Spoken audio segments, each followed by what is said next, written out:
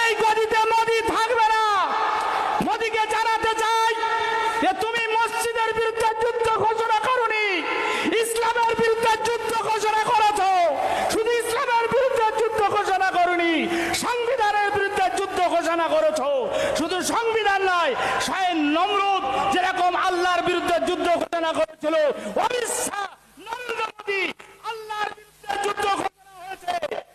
আমরা যে ইমানদার ভারতবাসী, আমার বাপ দাদারা রক্ত দিয়ে গিয়েছিল এই ভারতকে রক্ষা করার জন্য, ইংরেজ মুক্ত করার জন্য। দুঃখের বিষয়, ইংরেজের চামচা নরেন্দ্র মোদী, অমিত শাহ গদিতে বসে সেই স্বাধীনতা সংগ্রামীদের ইতিহাস ভুলিয়ে দিয়ে দেশ দখল করতে চায়। এটা কোনোদিন হবে না।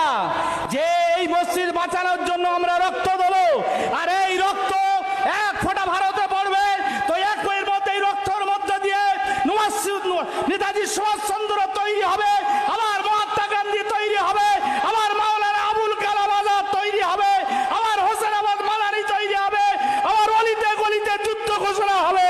এই যুদ্ধ ঘোষণায় যেরকম নমরুদ ধ্বংস হয়েছে, ফেরাউন ধ্বংস হয়েছে, আজকে জামানার অমিত শাহ এবং নরেন্দ্র মোদী ধ্বংস হবেই হবে ইনশাআল্লাহ।